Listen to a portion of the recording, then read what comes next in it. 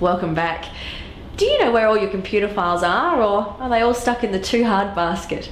In this week's Business Bites workshop, Tim James tames those files. Okay, the very first step in doing this is everyone in their business has so much information in their head. We're all trying to keep this information and put it into some logical order. So computer files are one of those things that often we spend a lot of time digging and searching for documents that we've created. I can see a smile over there, that we've created perhaps a couple of months earlier, and then we can't find them. We use the search function. It doesn't necessarily locate them for us, or it locates 60 different documents, and then we search through all of those. And so we can spend a lot of time. We can even rewrite documents. Hey, I've done it.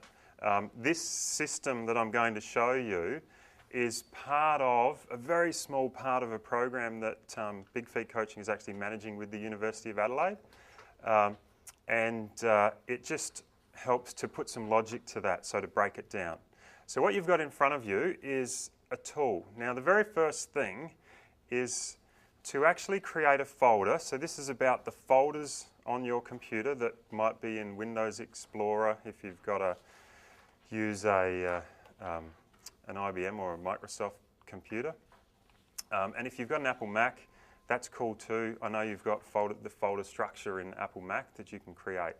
So the very first step up the top there says business name. One of the ways that people get confused in sorting documents in their business is that they put several business documents all under the same folder, and it might be the public folder or it might be anywhere, but they don't separate their business out. So the very first step is to create a folder under your business name called your business. So whatever your business is called, create a folder on your computer for your business, with your business name. So this activity essentially says, the very top here, write your business name in. And that's the first folder on the computer.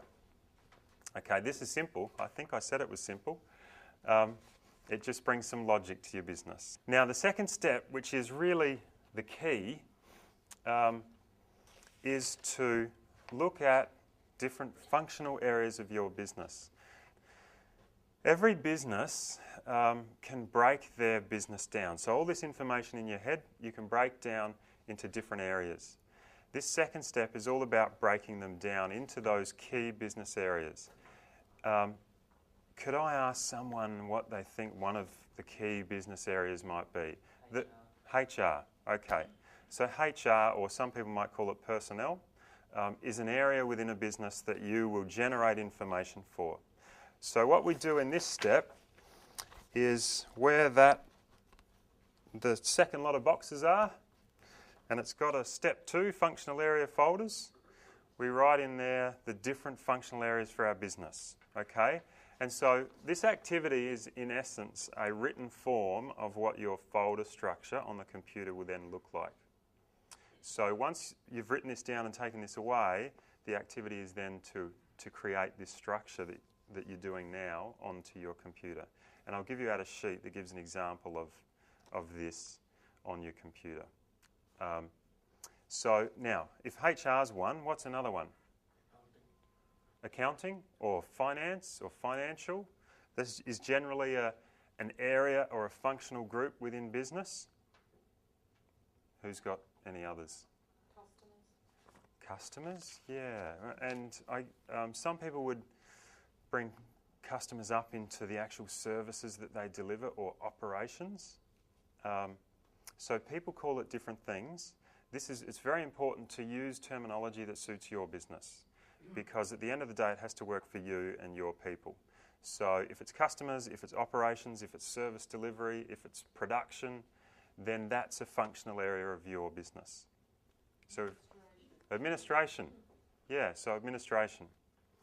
And there's one key one that every business has that's missing so far. Marketing. Someone I heard marketing promotions. Yeah, so marketing. So every business will pretty much have those 5. Marketing, admin, financial, operations, and personnel or HR.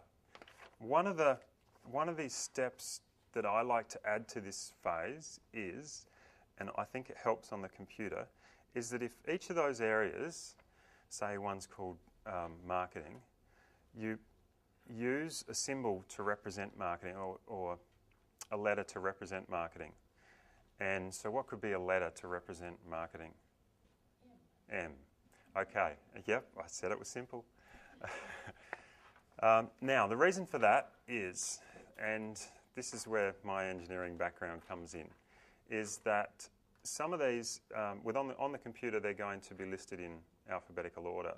And sometimes people, when they're referring to the folders on the computer, rather than thinking marketing or personnel, they might just say it's on the M folder or it's in P. And it becomes a simple, quick and easy way of representing the folder when you're communicating with others. So you've got the financial folder, marketing. Now you've got admin, operations and personnel, let's say. You might use HR. One of the things I like to do is actually, so represent this by F, this is M, I represent this by an N. Now this is just in my world, so if it doesn't work for you, if you'd rather A, that's great, but I'll explain why in a sec. This is O and this is P. So you've got MNOP, which is the sequence in the alphabet, which we all know. I think that's right, LMNOP, yep, MNOP. So FMNOP is quite simple because we all know the alphabet so well and these flow in sequence. Still to come, Dina Ong gives us the basics on business activity statements and Tim James continues to work through our electronic filing one bit at a time.